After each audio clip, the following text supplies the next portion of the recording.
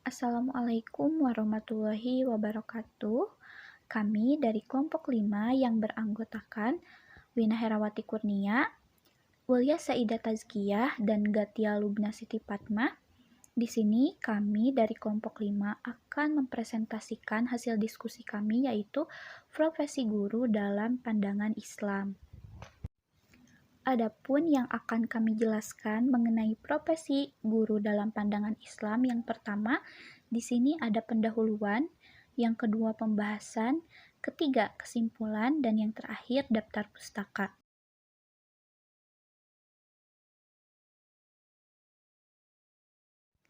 Yang pertama, pendahuluan.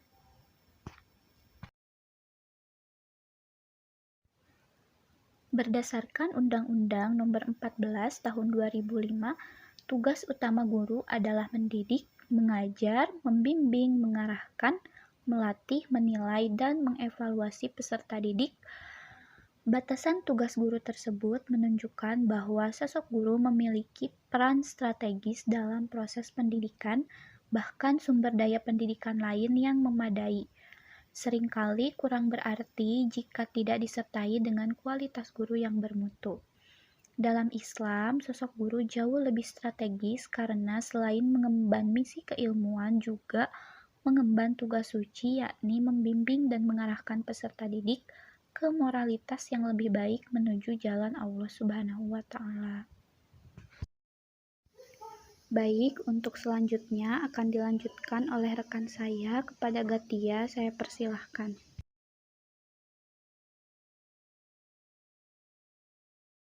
Baik, terima kasih Tewina. Untuk selanjutnya ada bab 2, yaitu pembahasan. Yang pertama ada pengertian guru.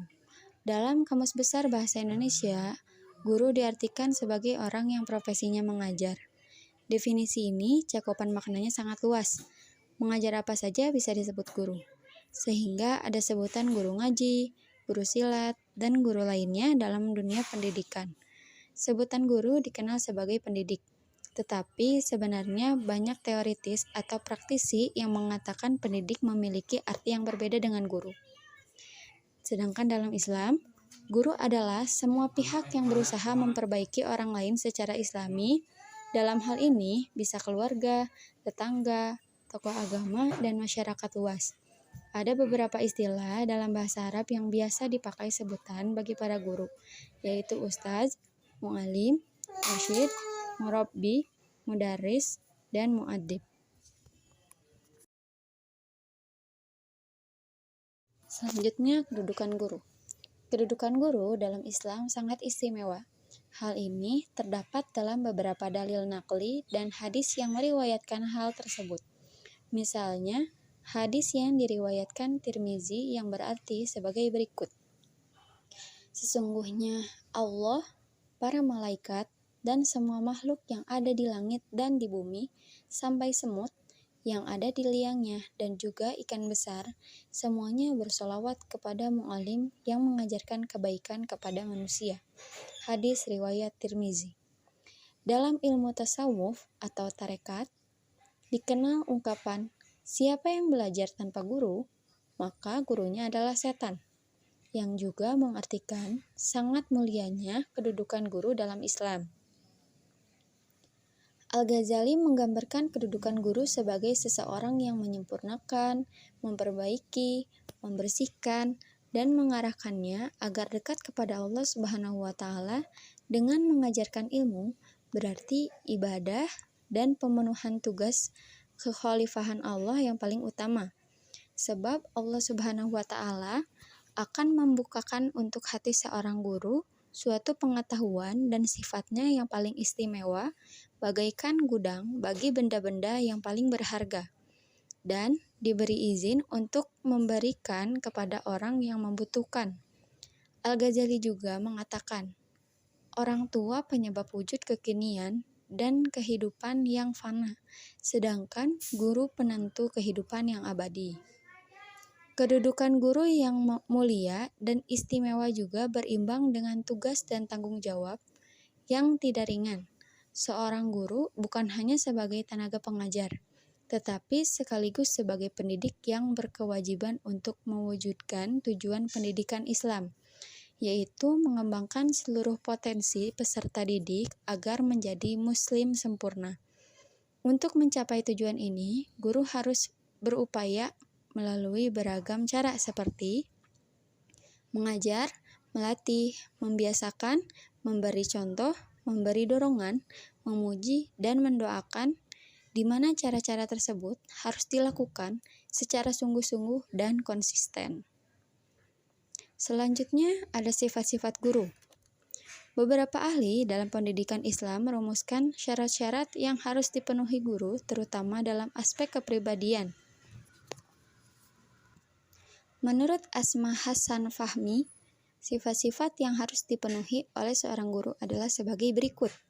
Yang pertama, tidak boleh mengharapkan upah dan imbalan materi dari pekerjaan mengajar, karena tujuan mengajar tidak lain untuk mengharapkan ridho Allah. Yang kedua, guru harus lebih dahulu membersihkan anggota badan dari dosa-dosa. Yang ketiga, harus sesuai antara perkataan dan perbuatan. Yang keempat, rendah hati dan tidak perlu malu dengan ucapan tidak tahu. Yang kelima, harus pandai menyembunyikan kemarahan dan menampakkan kesabaran, hormat, lemah lembut, kasih sayang, dan tabah untuk mencapai suatu keinginan. Untuk pembahasan selanjutnya akan dibahas oleh rekan saya. Kepada Ulia, saya persilahkan. Terima kasih kepada Teh Gatia. Nah, untuk materi selanjutnya yaitu tentang guru profesional. Dalam Undang-Undang Nomor 14 Tahun 2005 tentang guru dan dosen, pada pasal 1 ayat 1 dinyatakan guru adalah pendidik profesional dengan tugas utama mendidik, mengajar, membimbing, mengarahkan, melatih, menilai, dan mengevaluasi peserta didik pada pendidikan anak usia dini, jalur pendidikan formal, pendidikan dasar, dan pendidikan menengah.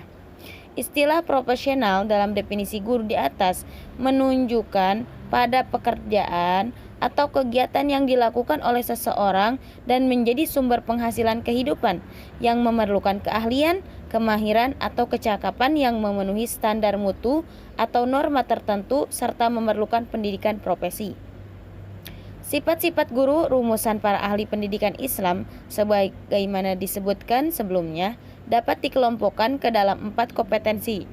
Dan karena keempat kompetensi tersebut masih bersifat umum, maka untuk guru agama Islam, 4 kompetensi tersebut perlu diformulasikan menjadi kompetensi pedagogik religius, kompetensi kepribadian religius, kompetensi sosial religius, dan kompetensi profesional religius.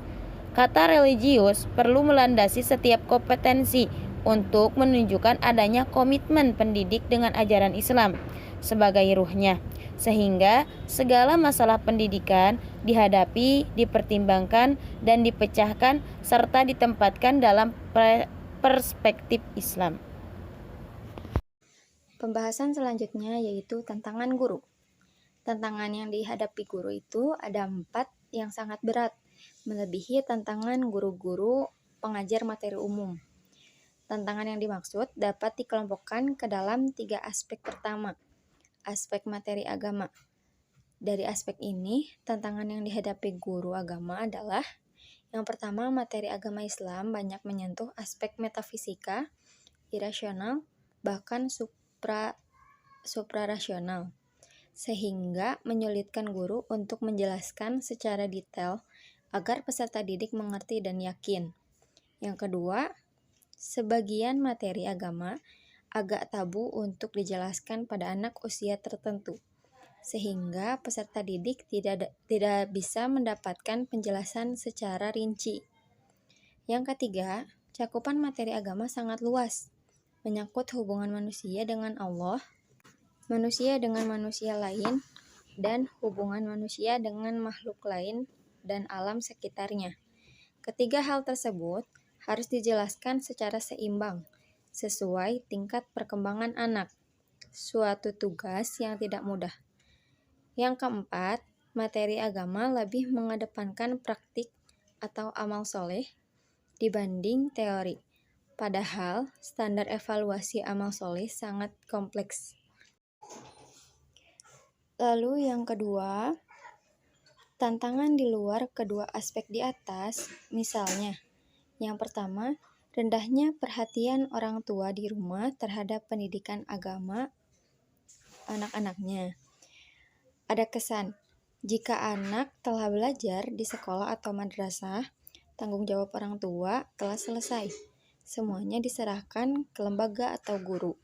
Padahal, sekolah atau madrasah hanya membantu tugas dan tanggung jawab orang tua yang tidak mungkin mendidik secara teratur, sebagaimana yang dilakukan sekolah atau madrasah. Rendahnya perhatian orang tua ini mempersulit tugas guru agama dalam menyampaikan pesan-pesan Islam, karena apa yang diterima di sekolah atau madrasah kadang-kadang berbeda dengan yang diterima atau disaksikan di rumah. Yang kedua, kehidupan umat Islam telah dicemari dengan pola hidup modern yang materialistik, hedonistik, dan rasionalistik, dan cenderung mengesampingkan nilai-nilai agama. Sebelum saya serahkan kepada moderator, izinkan saya untuk menyimpulkan presentasi kali ini. Nah, kesimpulannya yaitu tugas utama guru adalah mendidik, mengajar, membimbing, mengarahkan, melatih, menilai, dan mengevaluasi peserta didik. Selain itu, guru juga mewarisi misi kenabian sebagai penuntun menuju jalan Allah. Karena itu, tidak heran jika guru mendapat kedudukan terhormat di masyarakat dan di sisi Allah. Tapi kedudukan mulia tersebut tidak bisa diraih dengan mudah. Guru harus mampu menunjukkan diri sebagai sosok yang menguasai materi, mampu menyampaikan materi secara ikhlas dengan cara yang baik. Dan yang paling penting, guru harus mampu menjadi model atau uswah hasanah bagi peserta didik dan masyarakat dalam mengamalkan ajaran serta integrasi dengan agama Islam yang baik dan benar. Mungkin itu yang dapat saya sampaikan. Saya kembalikan kepada moderator.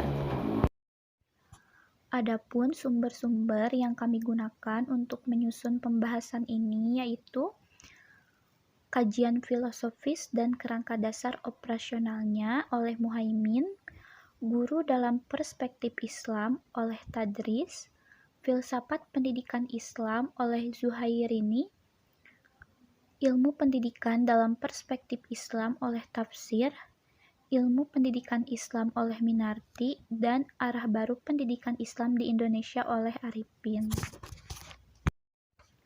Mungkin hanya sekian yang dapat kelompok kami sampaikan. Apabila nanti ada pertanyaan atau hal yang belum dipahami, kita akan bertemu untuk berdiskusi dalam tatap maya. Wabillahi taufik wal hidayah. Wassalamualaikum warahmatullahi wabarakatuh.